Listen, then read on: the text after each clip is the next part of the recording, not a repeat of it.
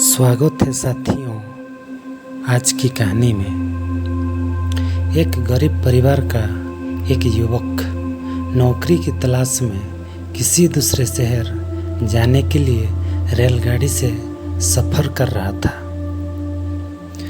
घर में कभी कभार ही सब्जी बनती थी, इसीलिए उसने रास्ते में खाने के लिए सिर्फ रोटियां ही रखी थी। आधा रास्ता गुजर जाने के बाद उससे भूख लगने लगी और वह टिफिन में से रोटियां निकलकर खाने लगा। उसके खाने का तरीका कुछ अजीब था। वह रोटी का एक टुकड़ा लेता और उससे टिफिन के अंदर कुछ ऐसे डालता मानो रोटी के साथ कुछ और भी खा रहा हो, जबकि उसके पास तो सिर्फ रोटियां ही थी। उसकी इस हरकत को आसपास के और दूसरे यात्री देखकर हैरान हो रहे थे। वह युवक हर बार रोटी का एक टुकड़ा लेता और झूठ-मूठ का टिफिन में डालता और खाता। सभी सोच रहे थे कि आखिर वह युवक ऐसा क्यों कर रहा था।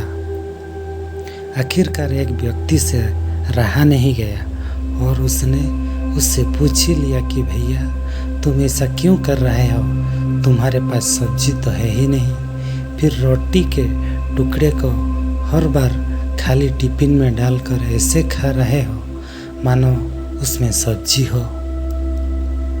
तब उस युवक ने जवाब दिया, भैया इस खाली ढक्कन में सब्जी नहीं है, लेकिन मैं अपने मन में यह सच कर खा रहा हूँ कि इसमें बहुत सारा अचार है। मैं अचार के साथ रोटी खा रहा हूँ।